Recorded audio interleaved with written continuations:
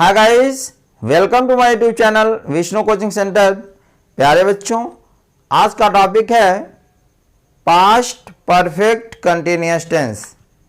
इसके पहले आप सभी लोगों को प्रेजेंट इंडेफिनिट से लेकर के प्रेजेंट परफेक्ट कंटिन्यूअस टेंस एक एक पार्ट करके पार्ट वाइज मैंने बताया है।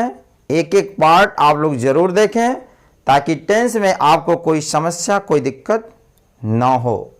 ठीक है, तो चलें, आज का टॉपिक है बाबू पास्ट परफेक्ट कंटिन्यूअस टेंस। देखिए, बात ये आती है कि पास्ट परफेक्ट कंटिन्यूअस टेंस क्या होता है, किसे कहते हैं पास्ट परफेक्ट कंटिन्यूअस टेंस। यानी जब हिंदी वाक्य के अंत में रहा था, रही थी, रहे थे आदि शब्द आएंगे और उसमें कार्य के प्रारंभ होने का समय भी दिया रहता है, तो आप समझ जाइएगा कि यह पास्ट परफेक्ट कंटिन्यूअस टेंस है। दूसरी बात, इसमें हैड बीन का प्रयोग किया जाता है। क्या किया जाता है? Had been. चाहे वो एक वचन हो चाहे वो वचन, उससे मतलब नहीं है। ठीक है, तो फिलहाल यहां लिखें आप पहचान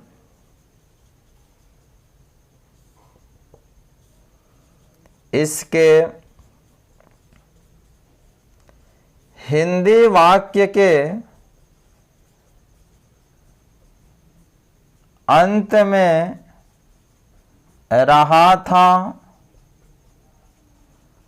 रही थी, रहे थे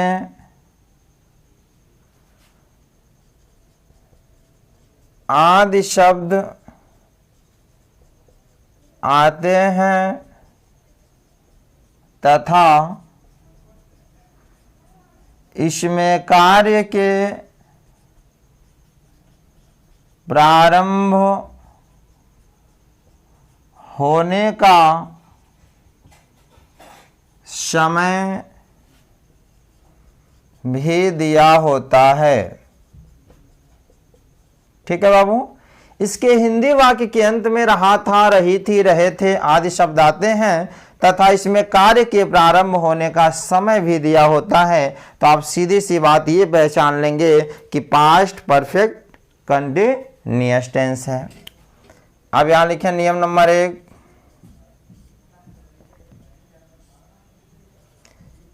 इसमें हम सभी कर्ताओं के साथ हैड बीन का प्रयोग करते हैं। ठीक है बाबू, इसमें सभी कर्ताओं के साथ हैड बीन का प्रयोग करेंगे, चाहे एक वचन हो चाहे बहुवचन हो। नियम नंबर 2, इसके वर्ब के फर्स्ट फॉर्म में आईएनजी लगा देते हैं। नियम नंबर 3,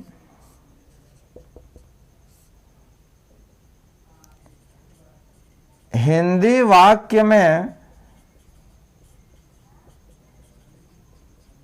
आए हुए से की अंग्रेजी हम सिंस या फॉर का प्रयोग कर देते हैं। देखिए बाबू, पहचान तो समझ गए, सभी कर्ताओं के साथ हैड बीन लग जाएगा, वर्ब में आईएनजी, और हिंदी वाक्य में आए हुए से की अंग्रेजी हम सिंस या फॉर का प्रयोग करेंगे।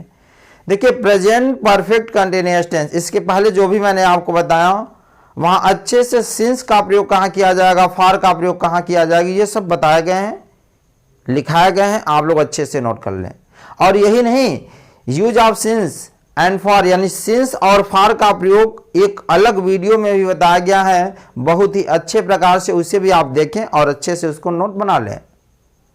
ठीक, तो इसमें सिंस और फॉर का प्रयोग कहाँ होता है थोड़ा सा समझ लें कि निश्चित समय जैसे कहीं भी रहे 2 बजे 4 बजे 3 बजे यानी जिस भी वाक्य में बजे का प्रयोग हुआ रहे तो वहां सिंस का प्रयोग करना, यह निश्चित समय से होता है, निश्चित समय होता है ना। जैसे दिनों के नाम मंगलवार से सोमवार से, इसके पहले भी सिंस का प्रयोग कर देंगे हम।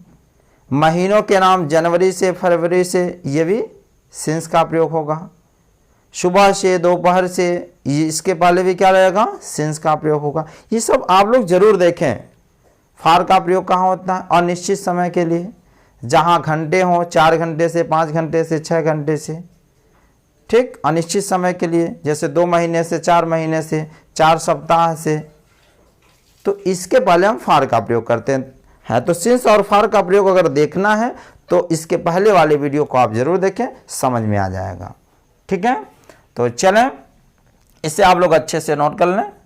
अब हम लोग पढ़ेंगे first affirmative and affirmative negative. ठीक है बाबू, चलिए मेरे साथ साथ हेडिंग बनाएं। Affirmative and affirmative negative. ठीक है बाबू, फार्मूला हो जाएगा सब्जेक्ट प्लस हैड, नहीं है तो not, plus been, plus verb के फर्स्ट फॉर्म में ING, plus object, plus since या फॉर, प्लस टाइम। समझे? चलो फटाफट नोट भी करते चलो बाबू। समझ में आया? सब्जेक्ट हैड अगर नहीं का प्रयोग है तो हैड के बाद नॉट लगा देना। बीन वर्ब के फर्स्ट फॉर्म में ING, object, since, oblique, for, plus time. जैसे फर्स्ट मोहन सुबह से क्रिकेट खेल रहा था। मोहन सुबह से क्रिकेट खेल रहा था। सेकंड, राधा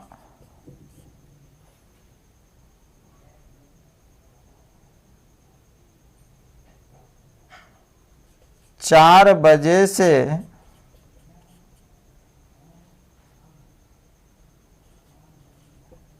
पढ़ रही थी। थर्ड, मेरा नौकर 2 दिन से कार्य नहीं कर रहा था। ठीक है, मेरा नौकर 2 दिन से कार्य नहीं कर रहा था। ठीक है बाबू, तो चलें देखिए, मोहन सुबह से क्रिकेट खेल रहा था, पहचान क्या हो गया, रहा था, और इसमें समय भी दिया है सुबह से, तो आप समझ गए क्या, पास्ट परफेक्ट कंटिन्यूअस टेंस है। तो सबसे पहले किसे ढूंढेंगे, सब्जेक्ट। सब्जेक्ट में कौन है, मोहन। अब मोहन के बाद क्या लगेगा जी, हैड, तो लिखो हैड। क्या नॉट का प्रयोग होगा, नहीं, क्योंकि नहीं तो लिखा नहीं है, तो भूल जाइए नॉट को, क्या लिखेंगे, बीन। फिर वर्ब हमेशा रहा रही के पहले, खेलना, खेलने की अंग्रेजी प्ले, तो आईएनजी हो जाएगा। प्लेइंग क्या, cricket. Mohan had been playing cricket. अब सिंस या फॉर लगाना है, किसे देख करके, समय। समय क्या है, सुबह से, तो से की अंग्रेजी क्या होगी, सिंस या फॉर। जहाँ सुबह रहे दोपहर रहे वहाँ सिंस का प्रयोग करते हैं, तो हो जाएगा सिंस मॉर्निंग। राधा 4 बजे से पढ़ रही थी। अब देखो रही थी आ गया, और इसके बाद समय दिया है 4 बजे से। समझ गए आप, पास्ट परफेक्ट कंटिन्यूअस टेंस है। सब्जेक्ट में कौन है, राधा। राधा के बाद क्या लगेगा, हैड। क्या नहीं लिखा है, नहीं तो नॉट का प्रयोग नहीं करेंगे।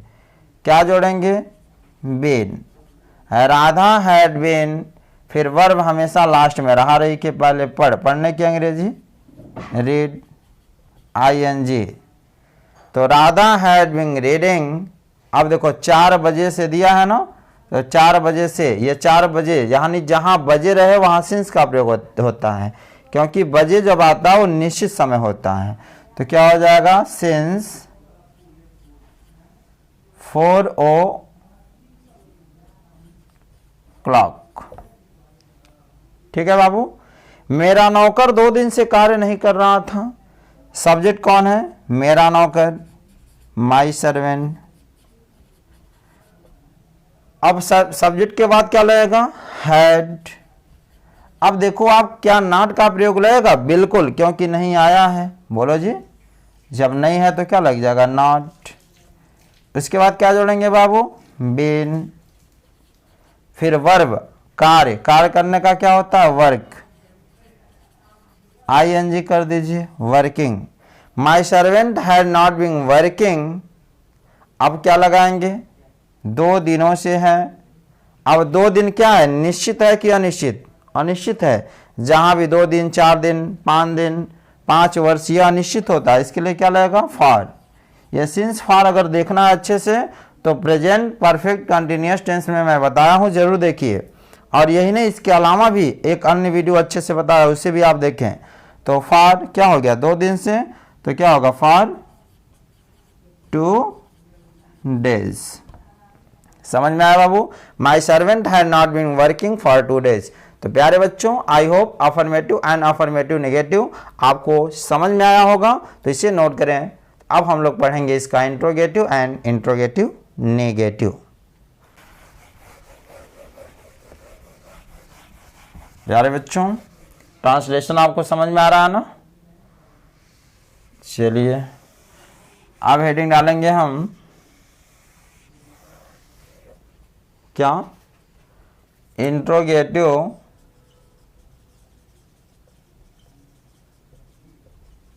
एंड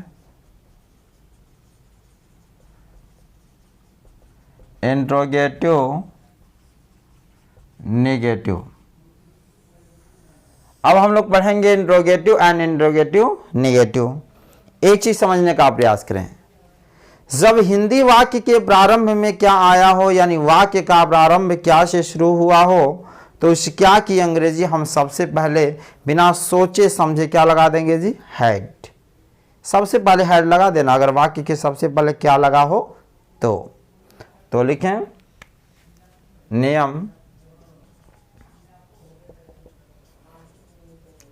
यदि वाक्य का प्रारंभ क्या से शुरू हुआ हो तो उस क्या की अंग्रेजी हम वाक्य के सबसे पहले हैड को लिख लेते हैं। समझे बाबू? यानी यदि वाक्य का प्रारंभ क्या से शुरू हुआ हो तो उस क्या की अंग्रेजी हम वाक्य के सबसे पहले हैड को लिख लेते हैं। यानी अगर क्या रहेगा शुरू में तो उस क्या की अंग्रेजी हो जाएगी बाबू हैड प्लस सब्जेक्ट, अगर नहीं है तो नॉट, उसके बाद बीन प्लस वर्ब के फर्स्ट फॉर्म में ING plus object plus since या फॉर प्लस टाइम। ठीक है ना? ये ध्यान दें आप। जैसे फर्स्ट से फर्स्ट, क्या तुम 4 दिन से यहाँ काम कर रहे थे। सेकेंड, क्या राधा सुबह से पतंग नहीं उड़ा रही थी।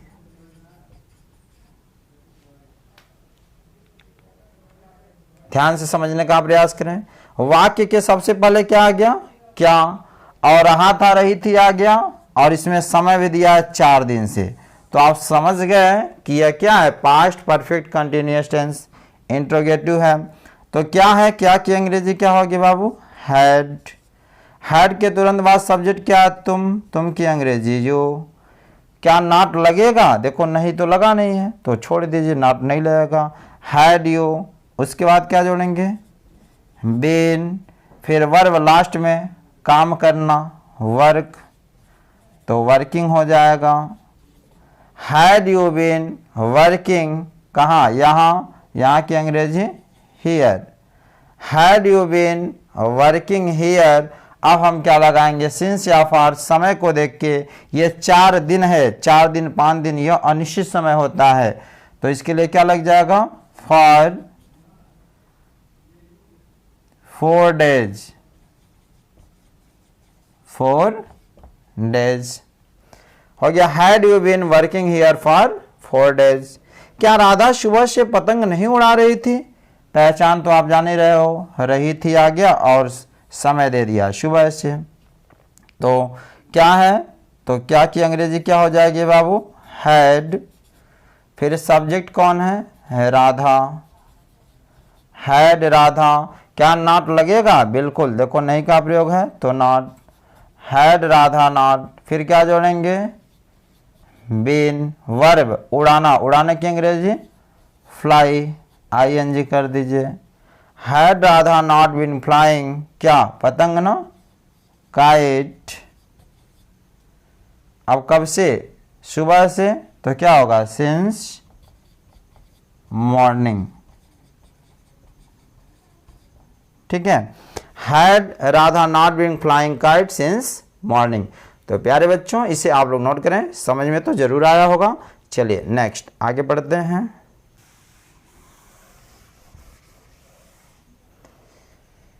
ये देखिए नियम कई बार मैंने आपको बता दिया है, इसे जरूर याद कर लिया करें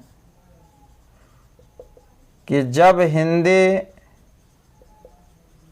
वाक्य के बीच में क्या, कब, कहाँ, क्यों, कैसे आदि शब्द आए तो अंग्रेजी में अनुवाद करते समय इन सभी की अंग्रेजी हम वाक्य के सबसे पहले लिख लेते हैं, ठीक है। जब हिंदी वाक्य के बीच में क्या, कब, कहाँ, क्यों, कैसे आदि शब्द आए तो अंग्रेजी में अनुवाद करते समय इन सभी की अंग्रेजी हम वाक्य के सबसे पहले लिख लेते हैं। इसको अंग्रेजी में QW कहते हैं। क्या कहते हैं बाबू, QW, क्वेश्चन वर्ड। ये तो आपको पता है, पहले से ही बताते चले आए हैं। ये हमारे कौन है, क्या, कब, कहाँ, क्यों, कैसे, मेहमान हैं, ठीक है। इनको आप सबसे पहले लाएंगे और नाश्ता पानी कराएंगे। तो चलें अब ये फार्मूला नोट कर लें। जैसे क्वेश्चन फर्स्ट, ये लड़के सुबह से क्या कर रहे थे, ध्यान दिया जाए। ये लड़के सुबह से क्या कर रहे थे। अब सबसे पहली बात, इस पूरे भीड़ में आप अपने मेहमान को पहचानो, कौन है, क्या, देखो है कि नहीं। तो सबसे पहले उसकी अंग्रेजी लिखेंगे, क्या होगा, क्या की अंग्रेजी, व्हाट। अब व्हाट के तुरंत बाद क्या लगेगा, हैड। उसके बाद सब्जेक्ट, देखो ये लड़के हैं तो ये लड़के हमारे सब्जेक्ट हो गए, तो तो ये की क्या अंग्रेजी होती है, दीज आ लड़के boys. What had these boys, क्या नॉट लगेगा, नहीं, नहीं का प्रयोग नहीं है, क्या जोड़ेंगे, बीन।